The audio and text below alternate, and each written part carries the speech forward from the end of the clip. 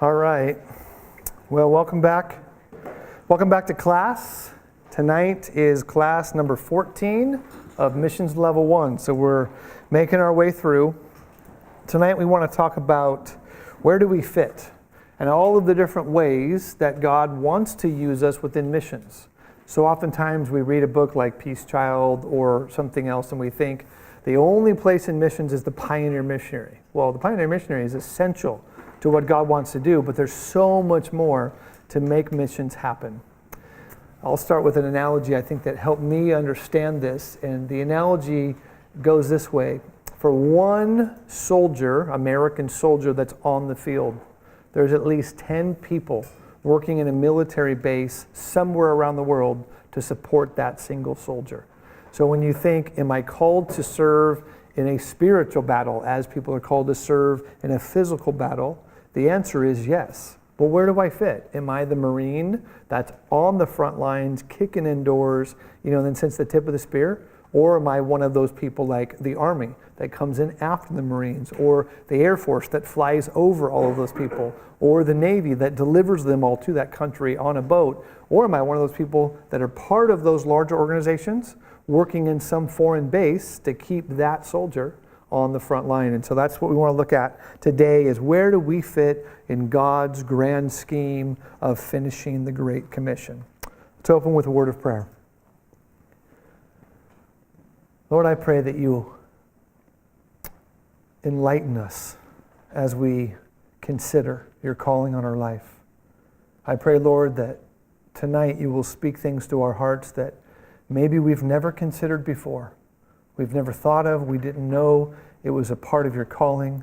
Lord, I pray that tonight will be a night where we walk out of this moment sitting with you and considering, Lord, the Great Commission with a clearer understanding of where you're going to place us.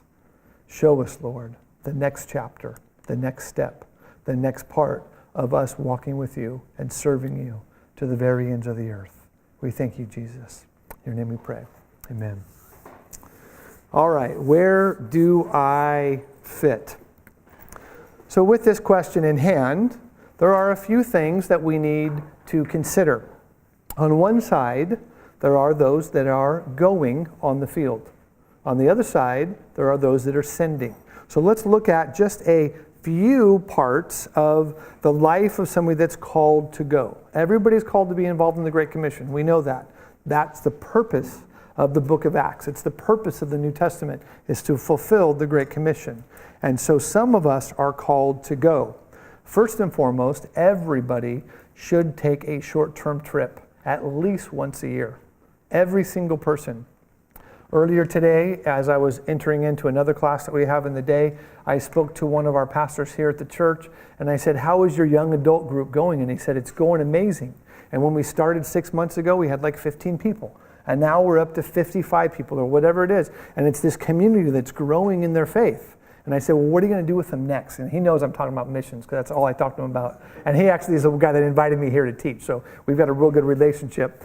And he goes, we want to do a short-term trip because I need to get my people over the border. Even if it's for 2 days in Mexico, we just got to get them out there. Young or old, everybody must do short-term to get out of your rut that you find yourself in, to get out of the ministries that you think is the complete calling on your life. It's not. It's here as well as there. It's both.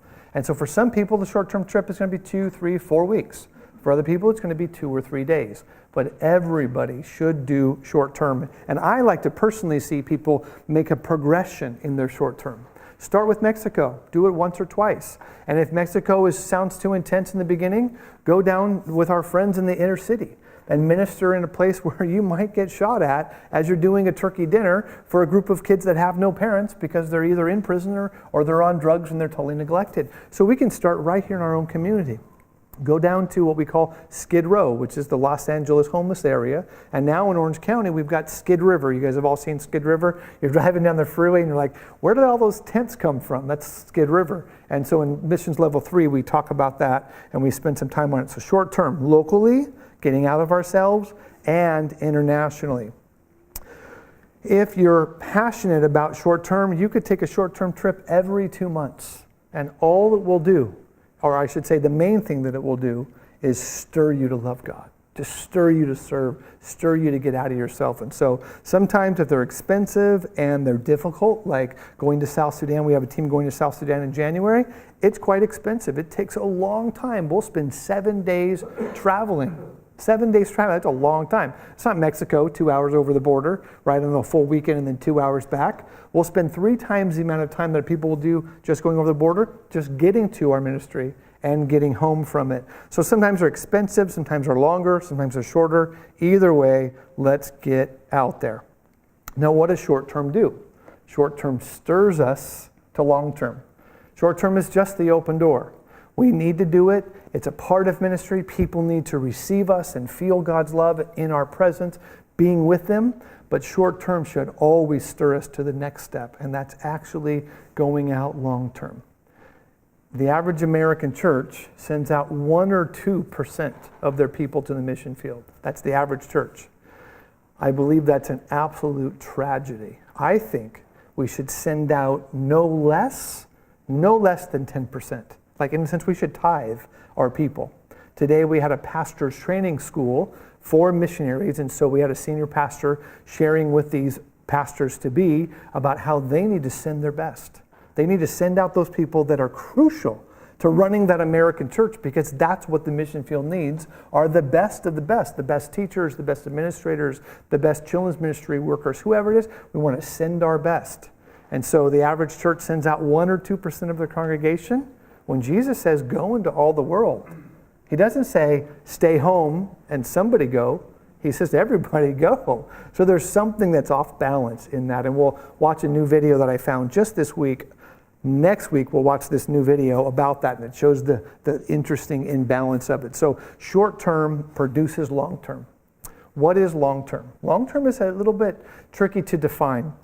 In the old days, long-term was anything past the 4-year mark. That was considered long-term. Today, people would say long-term is anything past a 1-year mark. Because of modern transportation and the ability to get to and from somewhere quickly, we can say you're going to go out to that country for a whole year. So it's kind of the first step to long-term. I really would like to see people spend lifetimes out, in a sense, spend whole sections of your life, whole chapters of your adult life on the field, 5 years here, 10 years there, 15 years there, because it takes a long time for you to acclimate, to become like them, to understand them, and to begin to invest in them. So really, you don't start doing true ministry work cross-culturally until you've been there for 2 years. That's the average. Now you might, if you go to Canada, let's say, and we're all speaking the same language, at least West Coast Canada, and you might start ministry within 6 months. But for the average person, for a new country, for a new language and a new culture, it's going to take a minimum of 1 year in Europe. Even if you're speaking English, you still need to think European. If you're going to Italy and you need to learn Italian, it could be 3, 4, 5 years. If you're going to China, you guys have heard me say it before, you got to wear a big learner's L on your neck. When people drive in China, there's a big L on the back of their car. And so the missionaries say you have to wear that big learner's tag around your neck for 8 years in China before you're effective, because China is so different. Historically, linguistically, culturally, it's so different. So long-term depends on where you're going and how quick you can begin to do ministry. But that is our goal, is to go out long-term. Now, everything that we're going to share tonight, in a sense, is a teaser for level 2 and level 3. So we're going to cover all of these things in detail. But as we begin to consider what missions looks like, let's look at it kind of as we click through this list. So short-term turns into long-term. From there, maybe you're called to teach. Jesus says, go out and do what? Preach the gospel, which is something that's quite easy to do. Preaching is something that you can do in an hour or in 2 hours. But then he says, preach and teach and make disciples. Making a disciple is going to take a long time. One of our graduate students was just in here with us about 10, 20 minutes before you guys all walked in. And I said, so where's God have you? And he goes, well, I'm just kind of like closing up my thing here at work in America. I'm trying to get to this new country in Africa that I'm going to be moving to. I'm taking some more courses at other colleges, learning about more systematic theology. So when I get there, I can invest in them. I mean, this guy spends every waking moment that he's not working 60 hours a week in some amazing high-tech job that I can't even barely understand when he tries to explain it to me. After he's done with that insanity, 60 hours a week, he's investing into himself so that he can become a teacher and train people up. What do we call to do? First and foremost, teach. Teach, teach, teach. When you think about teaching, it's a lot like raising children. If you don't have kids on your own, and if you've got younger siblings or you work in children's ministry, you know that you can tell somebody the same thing 100 times before they get it. A teacher is like that. You're just constantly shaping, constantly training. So becoming a communicator that fits within their culture, fits within their learning level, fits within their worldview. To be a teacher, you must be a learner. And that's why being a student is so crucial. Teaching takes a lifetime, and it's also lived out, not just spoken, but it's lived out. Every person I've ever met and ever known, myself included, people will say to us as international missionaries, we heard your words, but we could watch TV or listen to the radio and maybe hear the same thing or download something off the internet, but we watched your life first and foremost. We watched you love your wife.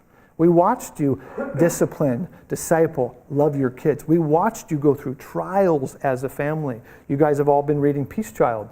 When did their hearts open up to the gospel? When they watched John Richardson love God and believe in God when his wife and his babies almost died in that riverboat accident. And that's when they said, you're teaching us through your lifestyle. So teaching is from the mind, it's also through the lifestyle. The next thing that we might be doing going overseas because the need is so massive is medical ministry. Medical ministry is major. Most countries that are unreached are corrupt. And in their corruption, they've never allowed for good or great education, and they've never allowed medicine and those things to move into the country to help their people in what we would think of in the Western world as being common. So what's common to us is totally foreign to them in medical technology. Now in our country, we've gotten so far, and you guys follow me on this example, we've gotten so far that we can modify your body to look any way that you want, right? Now, you go overseas and they're like, all I want to do is walk. Or all I want to do is be able to see, or all I want to do is be able to do something simple so that I can help my family and grow crops and work the fields and do whatever. Here, we say we're so wealthy, we have so much. You know what? I want to look a little different. You guys ever remember Michael Jackson in the old days? And he would constantly be changing his face, and you're like, wow. He rebuilt his nose like 300 times. You guys remember Michael Jackson as a kid? His nose was pushed in and flat and wide, and by the time he passed away, it was this long, skinny thing. He went through reconstructive surgery on his face constantly.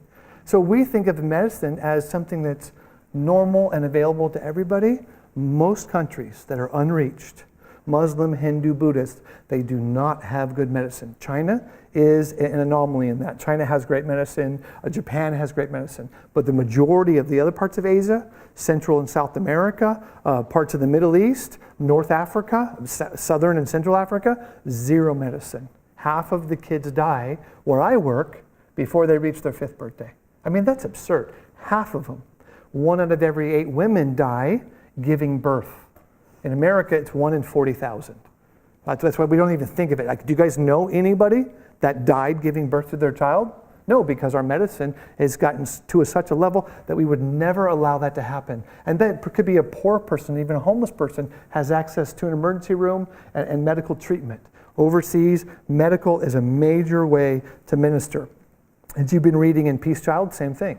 He's the teacher, the linguist, the dad, the husband, and the wife and the mother. What is she? She's the nurse. She's constantly giving injections, constantly doing those things. So medicine is a big deal. Most of the teams that I take out, we do some kind of medical treatment. On this next trip to South Sudan, because there's no electricity, there's no running water, there's no technology, there's no oxygen, there's nothing like that, so we can't do advanced medicine, so we do eyeglasses. We go into a place with like a little briefcase filled with all of those little sample, eyeglasses like somebody in the 1800s, and you put the little fake eyeglasses on the person, and there's an eye chart, and you drop in all of the different, strengths of lenses, and the eye doctor that's with us, she knows how to read that and do that, and then the person says, oh, I can see for the first time, and then we find a pair of glasses that we've already brought that might match that, need for her eyes, and we've had guys walk in angry about us being Christians. They wouldn't talk to me. They wouldn't let me take their picture. They wanted nothing to do with me. They came out. I'll never forget this one guy. He comes out and he's got his glasses on. His eyes are huge. And he's like, you're the best. Oh, wow, you wanted to kill me like an hour ago. I actually couldn't take a picture of you directly because you got so angry. So I put one of my team members in front of me and you, and I took the picture over my team member's shoulder. So at least I could get a picture of him. And now I got a picture of Grumpy. And then when he comes out with his new glasses and he's hugging me and he's laughing and he's like, you guys are the best. I'm all, why? He goes, I can see that person. I have never seen that far in my life. I know her. She was my neighbor, right? And he's like, I can read. It's like their whole world opens up. What do? We brought them glasses. I'm not talking about surgery. I'm talking about glasses. What kind of glasses are they? The ones that you buy at the liquor store. You go in and you say, I want +1, +2, +3. These aren't complex prescriptions. These are simple over-the-counter glasses, changing people's lives. That opens the door for the gospel. So teaching, medical work, and then the next one, and of course I'm not giving you the full list, this is just a very basic list, construction. So many places around the world live in substandard construction. There was even a time when I was in Israel, of all places. Israel is one of the most advanced communities in the Middle East. I think it is the most advanced community. And as we drove by this one massive glass building, almost identical to the building that we're in now, when we drove by it, all of the upper floors were perfect. And the bottom 2 floors, the glass, had all been blown out. So I asked our tour guide, I said, what happened to that building? And he said, when they built it, they didn't build it up to the right standard. They used the wrong metal or the wrong mixture of cement. And they had a wedding party 2 weeks earlier on the 6th floor. And as they danced in the middle of the floor, like where you guys are sitting now, as the wedding party danced, the whole floor started to buckle and then it gave way. And there goes the bride and the groom, the entire wedding party, the families, boom, boom, boom, boom, all the way down to the ground. Everybody died. The only people that survived was a few family members that were on the perimeter, the parts that didn't break off. I mean, we're talking absurd. Why? Because of corruption. When there's no gospel, there's no sense of I love my neighbor as myself. And so many places around the world just need help building. And so sometimes it's good to go in and build. Other times it's good to go in and learn how they build and build with them. But construction is a major thing that we can do. And construction teams have to be done a certain way, or I should say uniquely for each country. There's no one way to do it, but these are things that can happen and they are helpful. And I didn't include farming and so many other ways that we can bless people and help them develop things. And then in this would be even a discipleship in church. Teaching people how to lead worship, it's a big deal. Most places don't have it. We've got a school of worship just across the parking lot. You guys all know that? There's a school of worship just right over there. I meet people all the time like, oh, I attended over there at that church that you guys are doing your Bible college. I went to the school of worship. So I was talking to the school of worship guys recently and said, can we do a mission section at your school of worship? Because Unreached Nations, they've never picked up a guitar and sung songs or led worship to the Lord. If it's drums or whatever their instrument is, you're in somewhere like Romania and they got that, was it the accordion? Do you guys know what I'm talking about? Where it's like that, I don't even want to try to make the sound, but leading worship, right, in their community. So children's ministry, worship, all kinds of different things. So there's those that go, where do I fit? Maybe I'm a senior pastor. Maybe I'm a pioneer missionary. Maybe I'm not. Maybe I'm a number of these other things. Then, on the other side of this mission-sending passion that should be burning in all of us, that's fire that's being lit now, and God will fan into a hot flame as time goes on, there's those that stay home and send, and they're passionate about sending. I believe these senders need to continue to go on short term, at least once a year. Because when you do a short term as a sender, your heart stays engaged, even if you're not called to live there and go full time. So, those that send, who is the most important sender within the church? It's going to be the senior pastor. If your senior pastor doesn't have a passion to send, your church will only get behind you or your calling to the degree that the passion that your pastor has comes from the pulpit to the audience or to the church family. So if your senior pastor isn't talking about missions from the pulpit, and he doesn't even engage with you in your passion or your desire or your vision or what you're explaining to him, know this, you're going to be very limited in your church. Now, I'm not saying that you want to change churches. I'm saying you need to start praying that God lights your senior pastor on fire for missions. That when he looks at the 4 Great Commission verses in all 4 Gospels, and he realizes, we'll talk about this next week, that they're actually the recommissioning, because the original commissioning happened way back in the Old Testament. All the way through the Old Testament, God is commissioning his people to go. Jesus finally gives 4 recommissions to us at the end of each of the 4 Gospels. So once your pastor gets on board with that, that's when he or the community in the church is going to really push forward. Your elders at your church might be engaged, they might not. If your senior pastor is not engaged, you're going to be hindered, right? The senior pastor is the decision maker. Now, there are other people that help make decisions, but if the pastor doesn't have that vision, it's not going to happen. We think of the senior pastor in the missions mindset as the captain of the ship. If the captain of the ship doesn't want to go that direction, ship's not going there. Now, there's a lot of people that make that ship work. If you guys have ever been on a military ship with 5,000 crew members, the captain isn't the only one, but his decision does what? It leads the thing. It's the speed, the direction, the duration of time, all of the things that church is living and moving towards is gauged by the heart and the passion of the senior pastor. If your senior pastor isn't passionate about missions, I would recommend that you first read the book Radical. I'm going to show you at the very end of class. It's one of our recommended books. I'll show it to you. You first read it. You get it into your heart, and if your pastor isn't passionate, you pray and you fast. I mean, talking every weekend for the next 2 months, fast. Don't eat a thing. Act like you're starving to death, and just cry out to God. And then when the time is right, hand it to your senior pastor, and the Lord will just turn them on to missions. And if he needs to meet other senior pastors that are passionate about missions, we've got a bunch of them. So pastors love to talk to pastors. You guys know that? Pastors don't want to talk about missionaries, or they don't want to talk to these people. They want to talk to other pastors. And so there's guys out there that can help our leaders lead us better. All right, and then from the senior pastor's role and the elders with the senior pastor comes the missions pastor. A missions pastor is a crucial gear within the machine of mission sending. Without the senior pastor's vision, you're not going to have a missions pastor. But your missions pastor is the one that's going to set the course. So I'm thinking of a friend of mine that's a pastor of a local church. What's the congregation size? I'm going to guess and say 2,000. 2,000 at your church? Yeah. Senior pastor, great guy, great Bible teacher, loves God, no problem at all whatsoever, but he has no personal passion for missions. But here's what he's done. He said to the missions pastor, do it.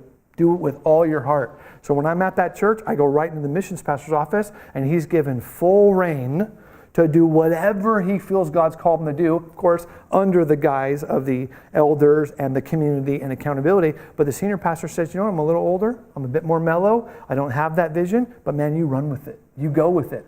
Praise the Lord for missions pastors that have that ability. So I talked to my friend that's this missions pastor of the church I'm referring to, and I'm like, so what's your budget? He's like, oh, it's great. We've got this much money, and we're in this many places, and all this stuff. I'm like, dude, that's amazing. Most missions pastors have like $25 a month to spend on a banner in the foyer that says, go into all the world. That's all they've got. Right? This guy, his pastor's not passionate, but he's got the money, the resources, the people, and he just takes it. And he leads the missions board and all that stuff. And the whole church is on fire because the missions pastor has a passion. Again, if your missions pastor doesn't have a passion, hand him Radical. Hand him the book Radical by David Platt. We'll look at that at the end of class. If your senior pastor doesn't have a vision and you don't have a missions pastor or he doesn't have a vision, that's when you consider changing churches. You can say, I don't ever want to say it because I never want you to leave the faith family that you're a part of. I hope God stirs them up.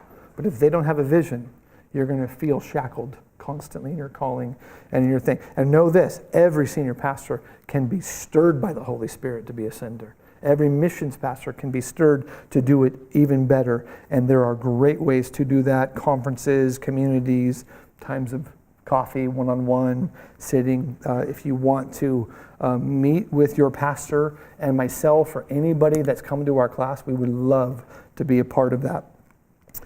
All right. Any questions on that? You guys are good as we're just kind of clicking through these things? No questions? All right. It's all on your face. You're like, I got questions, maybe after class. All right. So then we have the sending team. The sending team is anybody within that fellowship that has a passion for missions, but knows they're not going to be moving to a new country. They don't have a calling on their life. Like, I am called to, in a sense, move away from my grandkids and my kids and, sell my home and move to, let's say, Mozambique, of a country in southern Africa. They're not called to that, but they got a passion to see people sent out. So they create a care team. My wife talked to you guys last week. Wasn't it last week my wife was here talking to you about care teams? What does a care team do? And we went through all of the ways a missionary needs ministry. And we recommended the book Serving as Senders by Neil Parolo. We'll bring it up again on the screen at the end of class. And when the care team begins to read that, they all fall into place. It's like there's this puzzle that how are we going to do missions? And all we might see is the border of the puzzle, and that's go into all the world and preach the gospel and make disciples of all nations. But the rest of the puzzle pieces are all piled up and nobody knows what it's going to look like.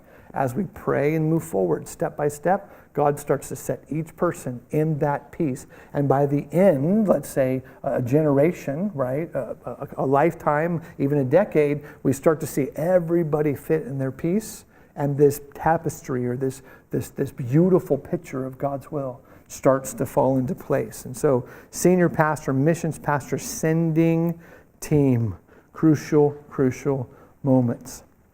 On that sending team, there's the givers, those that give financially. People have given to myself in ministry, and I've often asked them, why do you do it? And they say, if I don't do it, I'm in sin. If I don't help, I'm convicted. And I'm looking for, and notice this, I'm looking for places to give to. I meet wealthy people, not like my ministry is loaded with money. Don't get the wrong idea. I meet wealthy people that say we've been praying for the right place to invest. God's given me a business or an inheritance or whatever it is, management over a church or over a nonprofit that has money, and we're constantly praying, Lord, where can we invest? God has given people this gift, and if we don't give them the opportunity to be part of a care team and to give, we're robbing from them what God wants to do. So those that go can't go unless they're sent. Those that are sending would feel totally empty in their heart unless they can send. So in no way are we taking from these people as they're sending us. They're loving us, we're loving them. Collectively, we are fulfilling the larger plan of God's purpose within the church. And then there are those that pray. There's this one girl, her name is Vicky. You guys don't know her, so I can use her name. I won't say her last name. And I know for a fact that every morning as Vicky wakes up, she's crying out. Every morning, Lord, bless that ministry and bless my family and bless those people. She cries out constantly. I asked her one day if she was ever angry with the Lord because she was in a car accident when I think she was 18 or 19, and it disabled her in many ways to have a normal life. She goes, not at all. I have money that comes in because I'm so disabled I can't work, and she really has a hard time walking. She has a hard time driving. She goes, I can spend the whole of my day praying. I read missionary newsletters and I just cry out. This is what I do. I know for a fact if I'm anywhere in the world at any time, day or night, I text her, this is going on, she is crying out. And then she puts out the prayer request to other people, and it just chains from there. Certain people are called to fulfill the Great Commission through prayer. May we never be silent. May we totally, completely give them the opportunity to work within the giftings that they have. All right, any questions with our basic list of those that go and send? Level 2 and level 3 especially, we'll take these apart slowly and we'll understand them in a lot larger way. For those that send and those that go, we'll do it from both sides on that. All right, let's change gears a little bit. And let's talk about how do we prepare. This would be training. This would be time investment. Where I want to talk about in the next, 10, 15 minutes, we want to talk about how much time do we need to prepare in the States, in America, in your home country, wherever that is, before you go to the foreign mission field. And so on my chart, I have in this bluish sort of color, that's what I'm calling USA training. I got an email today from a couple living in New Zealand. And I've never met them, and so I didn't recognize the email at all. And as I'm reading it, they said, we're taking your missions training online. And I'm like, and when she was, the lady said, Mrs. So-and-so, she goes, we live in NZ. So I imagine that's New Zealand. So I get back to her and I said, you live in New Zealand? She goes, yeah, that's where we're from. And we're going to Cambodia. And we've been preparing for a year and our church is excited, but we have no missions training whatsoever. I'm like, well, then how'd you hear about us? We're in Southern California. She goes, we just Googled it. Calvary Chapel Missions Training, and all your stuff just popped up on YouTube. They said, we've watched everything, and you haven't finished uploading level 1, which we're doing now, and you haven't finished uploading level 3, but level 2 is at least up. She said, we've been through everything at least once, and we're starting over again. Please upload the rest because we want to go on the mission field. I'm like, praise the Lord, right? People want to be trained. They want to learn. And so there's this first part, training at home, and then there's the training that goes on the field, because no one can be fully trained to do the work of the ministry while living here. You can be introduced to it. You can, in a sense, get your feet wet at what it means to be a pastor or a leader or a teacher or some kind of a support role as you're doing that at home. And we have a policy all missionaries do. If they're not doing it here, they're not going to do it there. So there's some training that can happen here. Most of it is, in a sense, what we're going to think of as theological and slightly practical. When you go overseas, that's when your training really makes a difference, because you have to apply what you learned in the classroom actually on the field. There's a boot camp for a soldier, right? 6 weeks of, let's just say the common soldier, 6 weeks of boot camp. So you sign up to be a soldier that's going on into physical battle. So you go down to, let's say, for example, here in California, they'd go to San Diego, and they'd be part of the San Diego boot camp, and they'd spend 6 weeks living in a mock or a fake war zone or a fake war environment, so that when they get on the field and they're really getting shot at, they won't go into too much shock. That's what missions training is for. It's to prepare you psychologically and slightly mentally for what you're going to go through, but you can't really know it until you get there. So some training here, some training there. On this chart, I did a 50-50. So let's say in the ideal world, 50% of your time is being trained in the States. That's for the average missionary, it's 2 years. I'm talking about theology, missiology, the study of becoming a missionary, one that's sent out. So there's about 2 years of local training, and that might have had previously to that 5 or 10 years of serving in the church and leading Bible studies and being part of a group in your church. So 2 years for sure. More often it's closer to 10. You get saved, you're part of a ministry, you're doing that, but you're focusing those final 2 years before you go overseas. And then once you get overseas, there's another 2 years of training while you're on the field. So God calls you to ministry in the sense of international ministry. An average from the time that God calls you here, it's about 4 years until you're doing something significant for the Lord in a cross-cultural environment.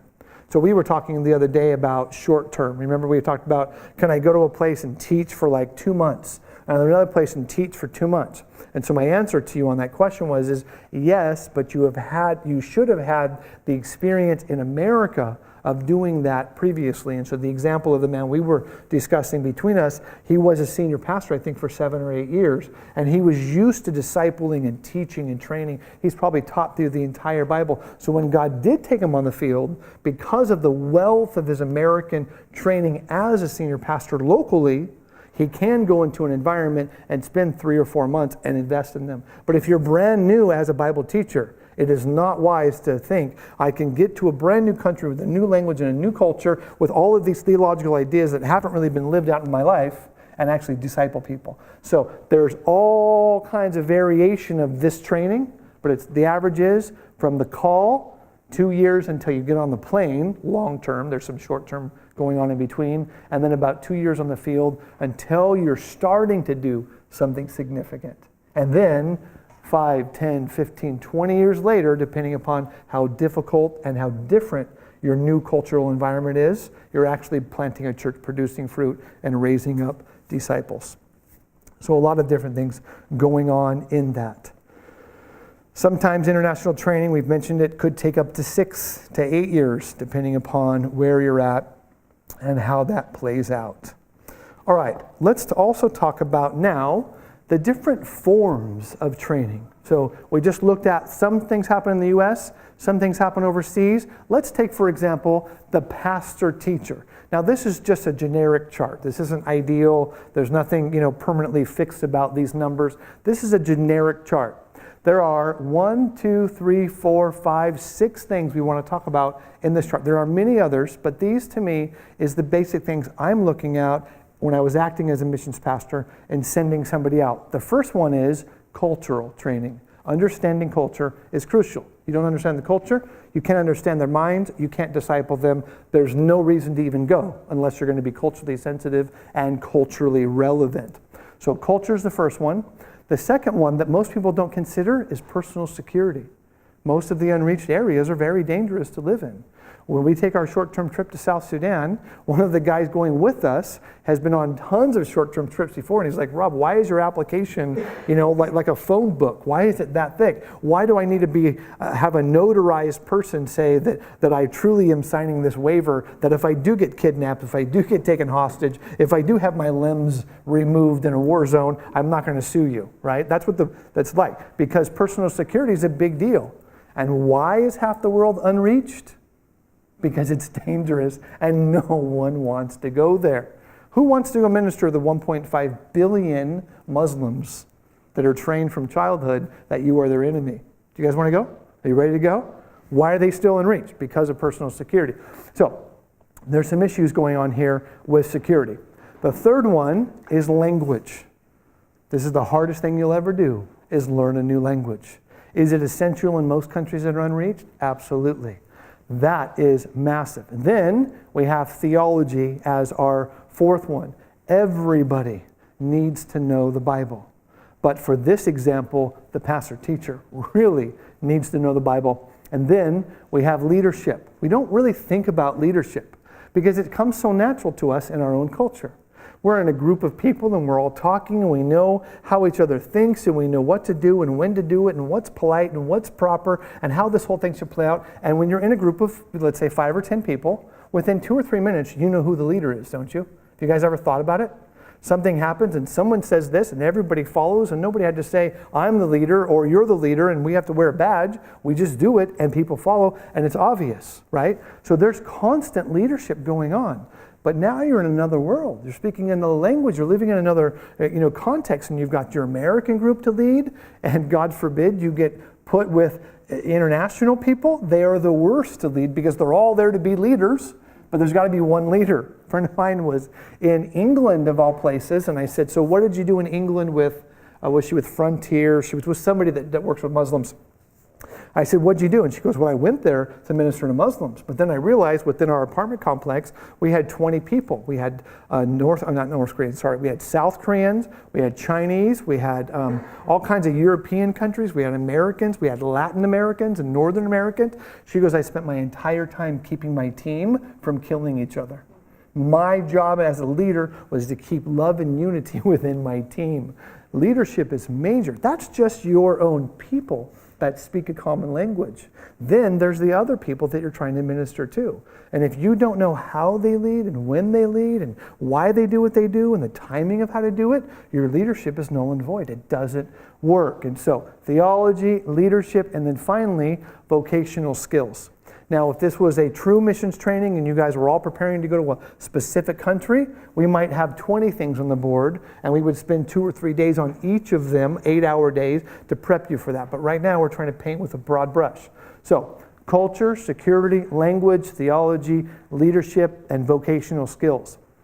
Now remember, The blue section, or this lighter section, that's happening in America, while the green section is happening overseas. And so you can see, for the example of the pastor-teacher doesn't need to spend a ton of time on culture while he's in America. He just needs to be totally sensitive. He needs to become a learner so that he can be a leader, so that when he gets there, he becomes a cultural learner, because you cannot disciple. You cannot train until you understand their culture. That's why I wanted you to read Peace Child. Peace Child was a perfect example of a brilliant man, and we were discussing before class how brilliant Don Richardson is. But he had to totally, simplify his thinking to try to learn and understand a Stone Age people that live by the edge of the knife constantly. And he's from Canada, of all places. Canadians don't even carry guns. Like, they think they're crazy if you even have a weapon. So he goes from the calmest, gentlest, most politically correct society in the world to the most insane place in the world. So culture, he needed to be sensitive, and then he needed to spend many years learning culture. Most people don't learn the way Don Richardson did. He had an amazing college that he learned from. So he went to a Bible missionary school, which was a brilliant thing. And I don't know of one in America except New Tribes. New Tribes has one on the East Coast where it's all theology with missiology collected together for a 2-year program. So if you want to be part of New Tribes, they've got a great training, but they're few and far between. He goes there and literally jumps in with both feet and learns it himself and is taking notes and understanding it. Then, for a lot of senior pastors, and this can vary between what country they're called to, they don't need to worry about security because somebody on their team is concerned about those things. One person can't be concerned about all of these, they'll go crazy. But the pastor needs to focus on the heart of the people, what makes their heart beat, their culture. Somebody else is going to deal with security. I put security here up in I think it's like the 20% mark, because they need to be aware that security is necessary, and they, as the leader, the senior pastor is oftentimes the leader, they need to give the person that's in charge of security the freedom to operate in that. Like, a senior pastor can't say, we live in this part of Africa and people get robbed all the time. The day that the guy that worked for me was shot and he died in my car, we got to the hospital, we offloaded his dead body, and I was talking to the 2 policemen that were there, taking the report that this man had been shot. And we went into the hospital. The doctor, of course, declared him dead. He had been dead for hours, said, yes, he's dead. Here's the death certificate. Take him to the morgue. And so we had to load this dead man's body back in our vehicle with 2 more guys with machine guns, which we were like freaking out about because we don't want anything to do with guns ever again. We drive over to the morgue. We take our guy out there, we lay him on the slab. They're going through the whole thing, and I'm talking to the police, and I'm just totally in shock. And I said, how often does this happen? He goes, at least 1 per night. Well, what? 1 per night? He goes, yeah, we get 1 gunshot victim per night at this hospital in this morgue. Every single night. That's 365 murders just in that city alone. Is security necessary? Absolutely. We had situations where we have talked to people about security and said, like, if somebody comes to break into your house, they don't ever come alone in Africa. They come with a large group, and we encourage this one American, just after we got attacked, whatever happens, don't fight. People broke into his house for Christmas morning with his wife and his kids, and all the presents are there, and they knew that Americans do that with their kids. So these 6 African men break into this American missionary's home. He gets up to fight him. They shoot him in the chest 3 times. He dies right there in front of his wife and kids. Why? Because he wasn't aware of security. Security is major. So the senior pastor doesn't need to worry about it, but he needs to know it's important. We can spend more time on that on another training. And then there's language. You can't really learn a lot about a language living here. You can become familiar with it if it's a familiar language. So let's say you're going to France. You can learn a little bit of French living in America because the French has been, let's say it's been adjusted so it's more of an international French. But if you're going to somewhere like a deep part of China, you need to learn that Chinese dialect there. You can't just learn Mandarin by getting Rosetta Stone or going to some other thing. Like if you go into certain parts of the Arabic world, you need to learn that language there. So for the senior pastor, because culture is major for him and teaching is major for him, language is his most important thing. So for some people, they might learn just enough language to get by, and that's okay. But for the communicator, he needs to be almost a linguist. And that's why pioneer missionaries, you'll find them constantly being language learners. And they're not just learning a language, oftentimes they're translating the Bible into the new language. A friend of mine that I met at a missions conference, it's kind of like an underground missions conference in Asia. Right now, he's translating a Bible into a Tibetan language. This is the first time that these Chinese Tibetans have had a Bible in their language, but they're not physically printing them. They're putting them on an app. So you're there, you download the app, you read the scriptures, and you delete the app. So that when the police come to raid you, there's no physical evidence for it. He's spent 25 years simply learning language so that he can translate the Bible into their culture. And as he's doing that, he's pastoring them. His wife is working with girls that are being hooked into prostitution and all of that trafficking. And so he's focusing on language. He's now back in the U.S. and he's turned over the entire work to his nationals, but they send him portions. He translates them. He sends them back to them. They correct them. They put them on the app. So now they're doing this internationally. 20 years there, and he'll spend the rest of his life here developing that. I think there's 5,000 languages that still need to be translated. So this is not a small thing. Then there's theology. Theology is something that needs to be done in the States. If you're called to be a senior pastor, you need to know the Word of God. There's no messing around. You need to totally, completely know the Word. And you're not going to get that when you're living over there. Why? Because you're inundated with learning culture and learning language, and so your theology training needs to happen here. You see the difference between my blue and my green? It's major to be steeped in theology. A lot here, and then a little over there. I'm a constant student of cultural theology. And the more I live in other countries or visit other countries, the more the Old Testament begins to make sense because it was written in a non-Western, a non-developed society. And so I learn a lot about Bible knowledge when I'm overseas, so I'm never done learning. They even make like an African study Bible now, which was really interesting. And I was reading it with my African director, and I said, you know, when I taught you this passage, let's say the book of Romans, I taught it to you from Martin Luther's point of view, or some European, reformer's point of view about salvation by grace through faith and all of this stuff. And he goes, yeah, all of that's true, but when we saw those scriptures, we saw it from this point of view. So for me to disciple nationals, I need to take the same teachings that I have. They're never going to change. The Bible is what it is, but show them in a different light how that applies to their world. So tons of theology here, a little bit of theology there. And then comes leadership. Nobody going out that's called to be a pastor, teacher, nobody going out should simply go out cold turkey. You guys understand what I'm saying? You should pastor here. 2, 3, 4, 5 years. I don't care if it's assistant pastoring. Some way, somehow, you need to be tested as a leader. Because if you can't lead here, you can't lead there. If you can't deal with friction between you and your fellow Americans or your fellow Western believers, you can never deal with it overseas. And so the strengthening of the leader must be done here. I did not value leadership training until I was a missionary.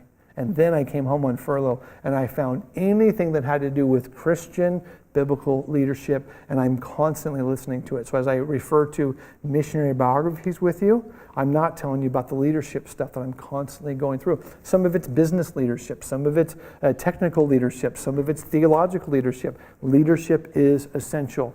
The missionary, the pastor, learn and tests his leadership. Then he goes overseas and he starts all over again, right? He was a great leader up to this point.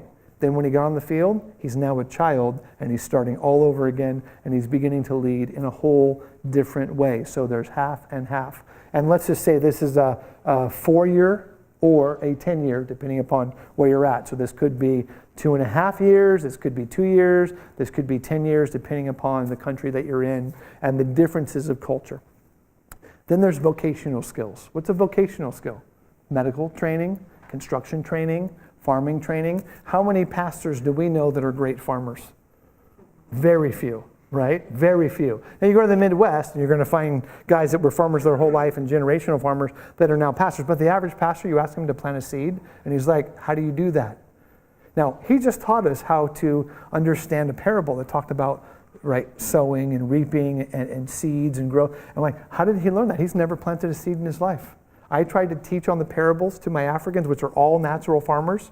And as I'm teaching it, they started to laugh. It was the first time ever when I was teaching. My whole audience started to laugh. They're like, Rob, you have no idea what you're talking about. Have you ever been a farmer? I'm like, actually, I've never planted anything in my life. They're all, why are you teaching us about that? Long story short, vocational skills is oftentimes very limited. So let's say it's construction. You ever been on a short-term trip and handed your pastor a hammer? Most of them were like, what do I do with that? Now, some pastors, especially in the Calvary movement, they're contractors, right? And they might love doing that. But for the average pastor, he's all over here in the mind, and he does very little. You ever handed a pastor a syringe and said, Pastor, can you go vaccinate those 20 children over there? He would probably throw up as soon as he stuck that needle in that person's arm. So vocational skills, just enough to get by, right? Just enough to get by. Now, I spent all that time on the pastor explaining those parts. Let me just click through a few other examples applying these same rational concepts. Let's say you're called to medical ministry.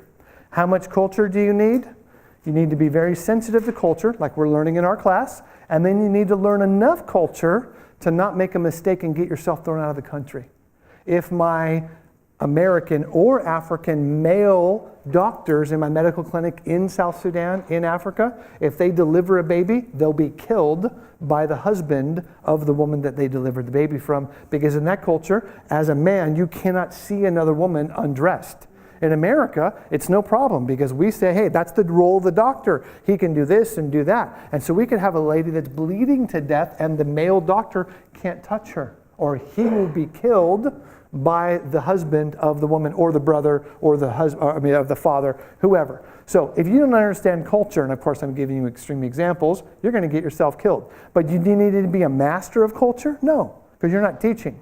You're just working within the society to not offend. So a little culture here, a little culture there, you stop at about 50%.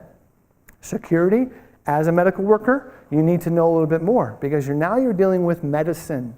People in foreign countries that are addicted to drugs, they don't buy them on the streets.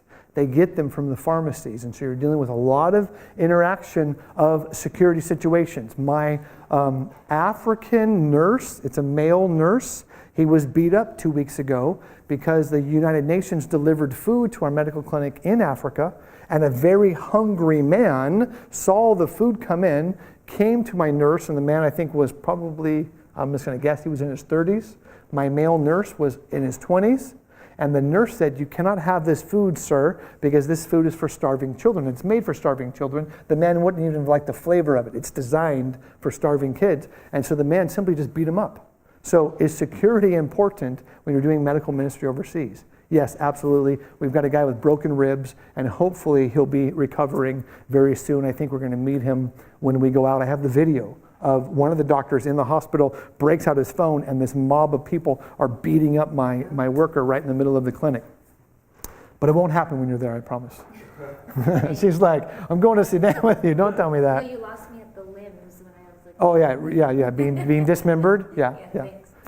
We'll do all the jokes later about that. So then, for the medical worker, how much language does he need? He needs to know enough before he goes, so that when he gets there, it's not totally foreign to him. And then he needs to learn enough, or she, whoever, needs to learn enough so that they can get by. If you can't understand when somebody says, I feel like I have appendicitis versus I have a stomach ache, you're going to misdiagnose them. So you need to know enough of the language to be able to get by. And when you're giving somebody, the solution to their problem, you need to be able to explain to them culturally, you got to do this and you got to do that. Because in these countries, if you don't understand the culture and you don't understand the language, you might say to somebody, take one of these pills, and they'll take the whole bottle and they'll kill themselves because you didn't explain it to them in the right way. And so that's where nationals are really crucial here. So a little bit of language, a little bit of security, a little bit of culture. Theology. How much theology does a doctor need? They need to know that they're called to love one another, and by this love all men will know that you're my disciples. Memorize the 10 Commandments, know who Jesus is, forgive people when they sin against you. In a sense, Sunday school gospel. And people doing medical ministry, they can live on a Sunday school gospel. Just the raw facts of the gospel. Theology, they need to know it, but they don't need to be theologians. As they're living there for a long time, I'll bet you this, God will raise them up in it, but it's not required for them when they first go. Leadership, medically, they need some. Because if you're leading somebody from this worldview and you're from that worldview, you're going to clash the first day. So you need to have the ability in your leadership to control and yet give them chances to make a decision. You need to be able to keep things safe and yet give them the ability to make their own understanding or their own ways to deal with stuff. So leadership is crucial within a medical ministry. So we don't have Americans working in our doctor's office in South Sudan. It's too remote. It's too Stone Age. It doesn't work to take a space age medical technician and drop them into a Stone Age clinic. It just doesn't work. For most places around the world, they can mix because half the world now is somewhat developed, but where we're at in South Sudan, it doesn't even work. So we don't do the medical part with the leadership. Vocational skills. How much training does a medical doctor need? Endless. So for the theologian, the pastor, maybe he needs 2 or 3 years of Bible college. For the medical doctor, this is 6 years in America, and then another 4 to 6 years overseas, because once he gets over there, he realizes everything I learned is different now. I have to learn all new drugs and new names and new technologies and new stuff. Medical workers feel like they're ready to go because they've got their doctorate degree. Well, they're ready to go for an American medical facility, but they're not ready to go overseas. And so there's a lot of learning here. So where the pastor was spiking over here, the medical worker is spiking over in this area. All right, construction, all the way down the line. Ding, ding, ding, ding, ding, ding. And then that ability to do proper construction. When I got to South Sudan, I thought, man, I've built everything. My brother is a brick mason. He's a cement layer. I've worked with him for years. My dad's a plumber. He does pipes and huge facilities. I'm an electrician. I chew on wires in the night because I love my job, right? I went to the dentist the other day, and she said, why are your teeth all rough? And I said, because I've been stripping wires with my teeth since I was a kid, because I used to wire up all this stuff, and I didn't have to. I just love wires, right? So my family's filled with technical people. I got overseas and I looked at I'm like, I don't even know where to start at all. I have nowhere to start. So I could have 10 years of vocational training in America, not just in a classroom, but on the field. But then when I get there, I got to start from scratch. And after I've learned enough culture and kept myself safe, which is a whole nother deal, enough of the language to interact with the guys or the gals doing the building and the translating, enough theology to keep my mind sane that God is sovereign and God has me here, enough leadership ability to not get frustrated with them because they're Stone Age mentality, I'm Space Age mentality. As all that's playing out, I had to start from scratch and relearn everything that I learned, but because of these sensitivities, I was able then to say, okay, I think from my culture, we can add this, why we keep your culture, and together we can take your cultural buildings and make them better. So instead of clear-cutting what they did, it was adding what I know to what they know. They are valid. They are wise. They've been doing this for 1,000 years. Who am I? At the same time, my culture is valid and wise, and so together we worked that out. Then we have the Bible translator, and this one goes without any explanation. Culture, all the way to the top. You cannot translate the Bible unless you understand the way they think, or you will mistranslate many things. You read Bruchko, and when Bruchko, or Bruce Olson, being an American missionary in Venezuela and part of South America that's all filled with headhunters, as he was translating the word faith, they had no word for it. So he used the term to hang from your hammock up in the rafters, because once you get on that hammock, you're 30, 40 feet above the ground. If that hammock rope breaks, you're dead. So he says you have to get into God's hammock. That was faith. And then when they translated building your house on the rock, he was talking to his language informants, and they're like, you don't build anything on a rock here. It'll wash away. There's no way to attach it to a rock. You've got to take your poles and drive them deep into the sand. So he actually retranslated Jesus' words and said, the man that builds his house on the rock is the fool. But the man that drives his poles deep into the sand, he's the wise man, and the waters will rise and the rains will come and his house will never be destroyed. He had to know that culturally. Can you imagine if he translated that verse by itself bad? He would have fully messed him up. So security, Bible translator, somebody else will handle that. Language over the top, theology all the way up. Leadership skills, just a little bit, because translators really don't deal with people all the time. And then technical skills, linguistic skills. These are things that I don't have, that most people don't have. But these guys, they're filled with them. So as we saw all of those progressions, we saw all different forms of training. No one looks the same. No one is trained the same, even though we're all wanting the same goal and we have similar things that we need to learn about. Each person is totally, completely unique. All right, any questions with our survey? We're just painting with a broad brush and we're barely scratching the surface. Let's take a 5-minute break, and when we come back, we want to talk about the 14 things that every missionary should know before they go.